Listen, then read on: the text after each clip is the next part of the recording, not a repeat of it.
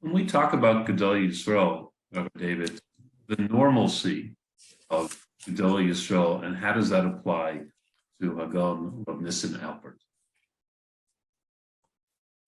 In a warm conversation that I had with my Rabbi, Hagon Rav Nissan Alpert, I once asked him about the weekly shiur. Rav Moshe Feinstein essentially gave one major shiur on Fridays, and that was a rather extended and extensive kind of shiur. And those are the shiurim that are published in Sefer that's not as well known as the Igros Moshe, called the Dibros Moshe. And so I asked him about that shiur, and he told me the following, which was so characteristic of this Talmud and his Rebbe, the Gadol Hador.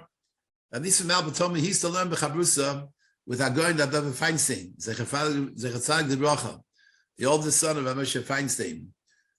He was to learn with him all Thursday and the entire Thursday night in order to prepare for that Friday morning shiur on the Rosh Yeshiva. They spent umpteen hours weekly preparing for that shiur. After the shiur, he told me, they would eat lunch, they would play handball or stickball or go swimming, and then they would enter into Shabbos Kodesh. They would daven, they would eat the Suda of Shabbos, and then he told me they would collapse into a deep sleep, understandably, after that extended period of time. I was astounded by this schedule, especially the sporting elements.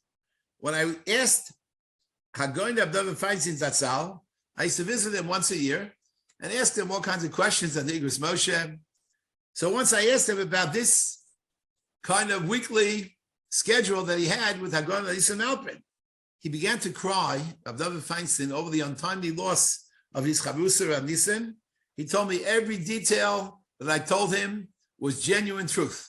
La mito shel Torah.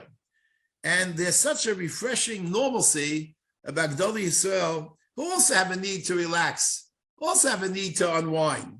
Of course, their primary thrust is through the venue of Limud Torah, but they're fully al Quran with the Darka Shel Olam, sometimes even tasting a bit, of course, in a healthy, balanced kind of way. That's what I saw in this kind of yachas that Rav Nisan Alpert had with his chavrusa, the going, Rav Feinstein, Zecher Tzadik Livrocha.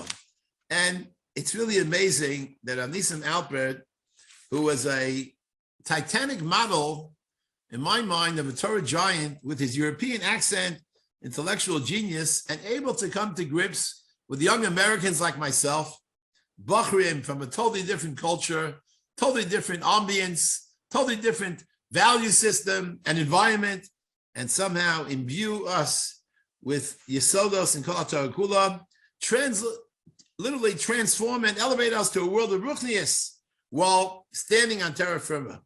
And this, to me, this kind of normalcy left literally is emblazoned in our hearts and minds, undoubtedly, l'netzach nestochim, for all posterity.